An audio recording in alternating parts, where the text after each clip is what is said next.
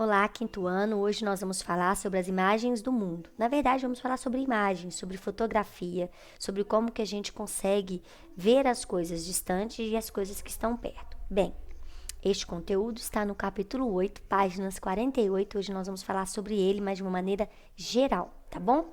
Então, pega a apostila, o livro de ciências aí, né? Para a gente poder acompanhar, então, o conteúdo dessa página. Quando a gente fala de imagens, fotografia, nós estamos falando de registrar momentos. Antigamente, as pessoas não conseguiam registrar os momentos como registram hoje, tá? Antigamente, eles registravam por meio de quê? Por meio de pinturas, esculturas, pinturas rupestres, por meio de textos, poesias, livros, tá? Eles registravam assim. A partir do que eles viam é que eles conseguiam registrar. Geralmente escrevendo ou pintando, tá bom?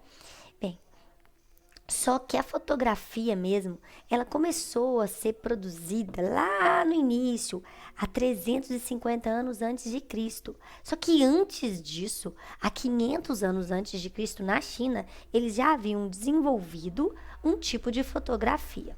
Mas Aristóteles foi o primeiro a conseguir registrar essa coisa que ele desenvolveu, que nós chamamos de fotografia, quando ele observava um eclipse solar. Durante esse processo que ele fez, que ele conseguiu observar a luz do sol, ele já usava uma coisa que nós chamamos de câmera escura, que era um objeto, ou uma caixa, ou um cômodo, e escuro, com um orifício por onde a luz entraria. Sempre que a gente falar de fotografia, nós já vamos falar que está relacionado à luz, tá? Por isso o nome fotografia, porque foto significa luz e grafia significa escrever, gravar, tá bom? Bem, as primeiras fotografias, então, foi uma união de químicos, físicos, alquimistas, pessoas que estavam interessadas em gerar uma fotografia, e isso aconteceu em 350 anos antes de Cristo e também está registrado no livro de vocês na página 51. Enquanto a gente então pergunta a partir de onde ou de quais objetos ou de quais coisas nós conseguimos registrar momentos, você pode me contar, por exemplo, que a partir de pinturas rupestres, textos, pinturas, esculturas, fotografias, tá bom? Só que desde muito tempo atrás, as pessoas já conseguiam dominar a fotografia de certa forma. Por exemplo, em 1525, eles conseguiam usar a fotografia, fazer fotografia, só que as fotos não ficavam fixas ainda no papel.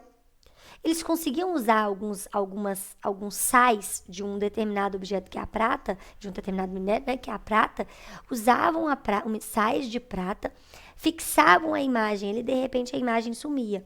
E aí eles começaram a criar, então, uma forma de fazer com que essa imagem ficasse fixa, grudada em determinados objetos. E aí, no início, eles pensavam que era o fato de expor as coisas à luz. Depois eles descobriram que não era a luz, e sim ao calor. Bem, depois de um tempo, eles começaram a evoluir essa fotografia. Então, eles tiravam fotografia e eram para registrar momentos esses bons, momentos da vida, momentos interessantes.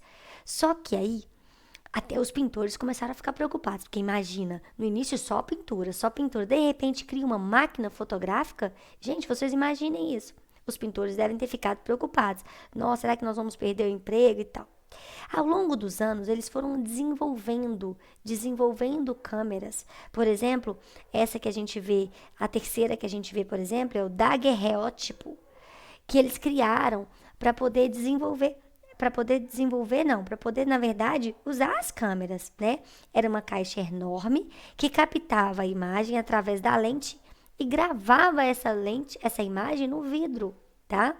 E aí eles faziam vários tipos, fizeram calótipo, fizeram vários tipos de fotografia até desenvolverem a fotografia colorida em 1861. Então, começaram a desenvolver a fotografia colorida e agora as imagens ficavam mais verdadeiras. Depois, começaram a imprimir os negativos, que eram como as imagens eram impressas antes, em um papel escuro preto, e depois desenvolvia o positivo, que criava a impressão do positivo, que era uma imagem verdadeira e colorida. Então, eles foram criando, aprimorando a imagem, e a fotografia passou a registrar momentos valiosos do nosso dia a dia, né? A fotografia passou a ser importante no nosso dia a dia. Então, a primeira atividade é uma atividade extra complementar, mas não é obrigatória. Eu gostaria que vocês pesquisassem com a família de vocês. Que tipo de fotografia é essa que está aparecendo com esse senhor aí com a cabeça tampada? E pesquisem sobre esse tipo de fotografia para vocês contarem para os colegas na nossa próxima live, tá? Que tipo de fotografia é essa? Bem, mas como é possível observar os objetos a longas distâncias, já que nós fazemos fotos de objetos que estão próximos? Geralmente, nós fazemos observação de objetos que estão distantes por meio de telescópio, luneta e binóculo. E o que acontece nesses três métodos? A gente vai aproximar ou aumentar o que está distante, como é o caso, olha, dessa foto maravilhosa que a gente tem aí, de um dos telescópios mais famosos que existem no mundo, que faz fotos pra gente de galáxias, estrelas, sistemas, né, como se fosse o sistema solar, planetas, e olha que linda essa imagem. Olha outra imagem dessa galáxia em espiral, que coisa mais linda. E assim, lunetas e telescópios conseguem nos mostrar imagens do que está distante. Porém, existem coisas que estão próximas que a gente também não consegue enxergar. Então, vai ser necessário um objeto que aumente aquilo que é pequenininho. Porque tem alguns objetos que a gente não consegue enxergar a olho nu. O que é isso, o olho nu? Um olho sem o auxílio de lente. Então, vai ser necessário que a gente use ou um microscópio óptico ou um microscópio eletrônico. A diferença do microscópio óptico para o microscópio eletrônico é que o microscópio eletrônico ele vai conseguir enxergar coisas ainda menores que a gente imagine. Por exemplo, os vírus. Os vírus eles só foram possíveis ser observados quando eles desenvolveram um microscópio eletrônico, tá? E nós vamos ver a imagem dele daqui a pouco. Bem, quais são os instrumentos de observação para observar coisas que estão próximas? Microscópio, porque vai aumentar o que está pequeno. Uma lupa ou microscópio eletrônico. Olha o tamanho do microscópio eletrônico, gente, que interessante, olha.